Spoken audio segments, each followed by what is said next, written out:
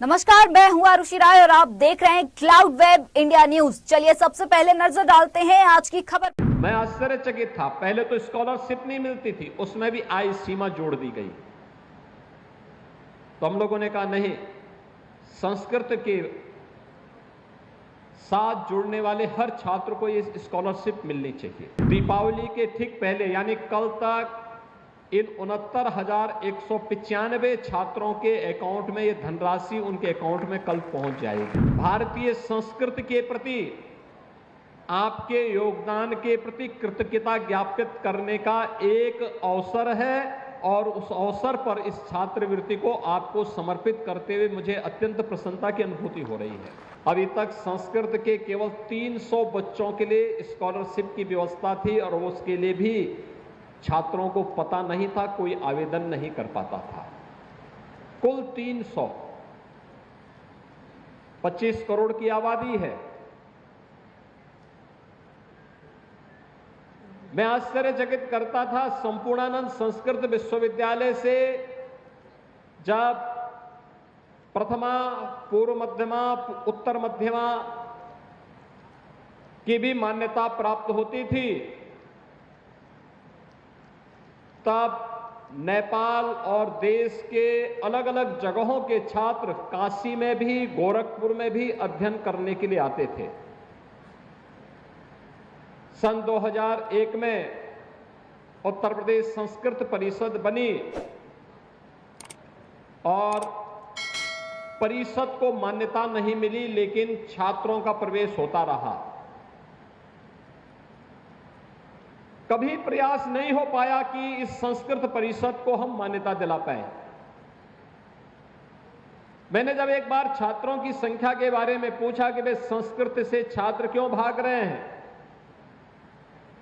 पता लगा कि मान्यता न होने के कारण बाहर के बच्चे अब आने से कतराते हैं। हम लोगों ने मान्यता बहाल करवाई। आज उत्तर प्रदेश संस्कृत परिषद में भी संपूर्णानंद संस्कृत विश्वविद्यालय की मान्यता पहले से थी और यह देश का प्राचीन संस्कृत विश्वविद्यालय है। अपनी एक लंबी यात्रा इस संस्कृत संस्थान ने आगे लेकर के चला है, बढ़ा है, गौरवशाली परंपरा के साथ आगे बढ़ा है।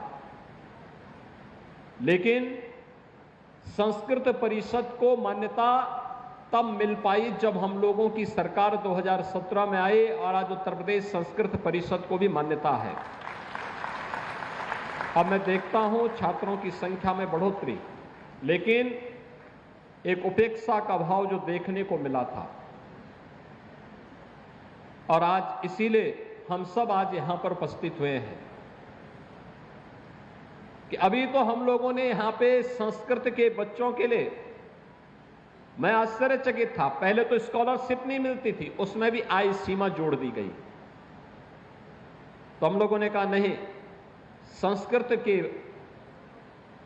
साथ जुड़ने वाले हर छात्र को ये स्कॉलरशिप मिलनी चाहिए। और आज जिस स्कॉलरशिप को हम लोगों ने वितरण कार्य प्रारंभ किया है, ये मेरा सौभाग्य है कि दीपावली के पहले यह अवसर प्राप्त हो रहा है हमें। दीपावली के ठीक पहले यानी कल तक इन 69,195 छात्रों के अकाउंट में ये धनराशि उनके अकाउंट में कल पहुंच जाएगी। बैंक खुलते ही ये अकाउंट में पहुंचेगी। लेकिन ये संख्या उत्तर प्रदेश के अंदर जितने भी संस्कृत के बच्चे हैं, प्रथमा से लेकर के आचार्य तक, इन सब के फॉर्म भरवाने हैं, सबको ये स्कॉलरशिप उपलब्ध करवानी है। इसके लिए हर संस्थान को लगना पड़ेगा, अपने स्तर पर प्रयास करना पड़ेगा और इसको आगे बढ़ाना पड़ेगा।